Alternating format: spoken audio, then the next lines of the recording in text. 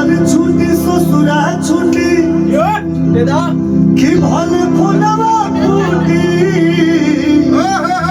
छोड़िए दिया अरे जियो और कि नहीं हर छुट्टी ससुरा छुट्टी कि भले फोनवा टूटी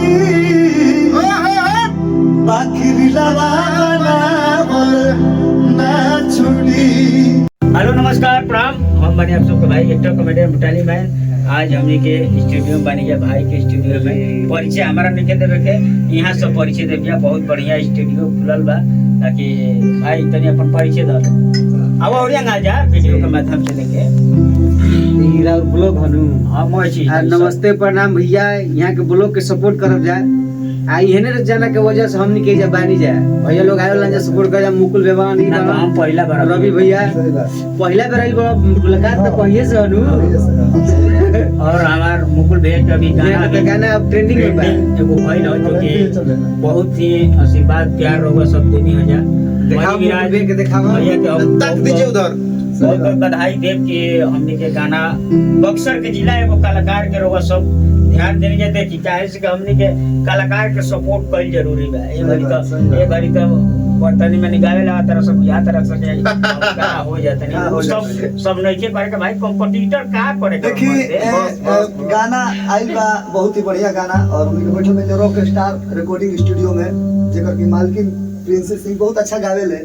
पहले बताए तनी भैया वो बात है कि नागालैंड अगर 3 मिनट के बक्सर के व्यू चल जाई तो यूट्यूब बहुत सारा पागल कर देता सब 10 मिलियन के है टोटल व्यू आप लोग कैसे बात इधर के चाहिए ना मुकुल भैया हमारे भाई हां एक बार गाना सुनाई रो रहा है सुना दी और तो भाई के फरमाइश बाकी ये गाना एक बार हो जाए सुनाइए एक बार। और भूटानी हमारा कलेजा का टुकड़ा हमारा दिल में रहल है भूटानी जे कि दिन भर में 2-3 हाली फोन करता है भैया गाना बाजे लगा लव यू भाई। ये प्यार होता है यार, बहुत इससे कुछ नहीं होगा, इससे कुछ नहीं होता है। रवि चौहान नागालैंड प्रिंसी दिन भर देख के फोन करता रहता है एक से कुछ होला ना एक से हौसला बढ़ेला। हौसला बढ़ेला ठीक ना।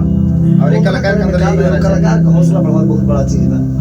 और भाई के फरमाइश पर गा दो गाई 100 हमार लाइन में गाना में अब कि तो हर बाबू बधोनी अदतिया हो देखी होसेल सारा संगतिया हो अरे जियो ए हीरो हो से लागो तरिश्ता टूटी टूटी दो तब पहले बड़ी शिल्पी राज यानी कि मेरा रुआ कहतिया का कह दिया और कि नहीं हर छुट्टी ससुरा छुट्टी दे दो कि भले फोनवा टूटी ये छोड़िए दिया अरे जियो वो ना और कि नहीं हर छुट्टी ससुरा छुट्टी कि भले फोनवा टूटी बाकी रिलावा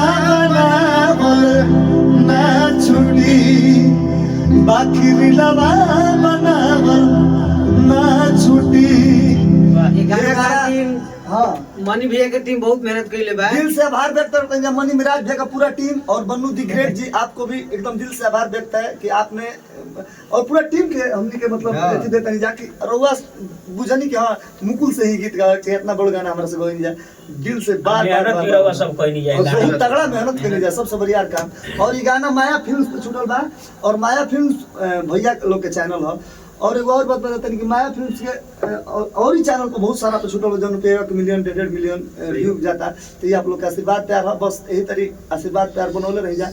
और ये भूटाली के हमारा छोट भाई भूटाली के ब्लॉग है तो आप लोग से बस रिक्वेस्ट करब भगवान हो जो उनको आला तो हो जाला देख ली हाइट तनी दिल से आशीर्वाद दे देगा हो जाएगा। दिल से शराब दी तो मुँह यूज लड़का भैया के लड़का हमें भैया लड़का होता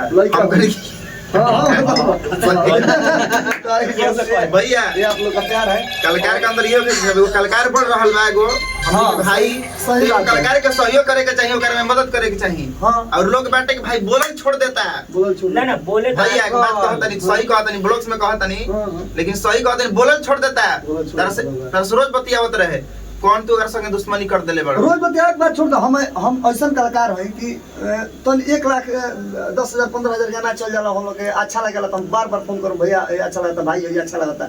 लेकिन तू हम लोग कौन यार ऐसा बात नहीं ना है तो सपोर्ट रही तारा खातिर बोले कुछ हो जाए हट आगे बढ़त है ओकरा के बढ़ाई गर्दा गर्दा करत रह जा।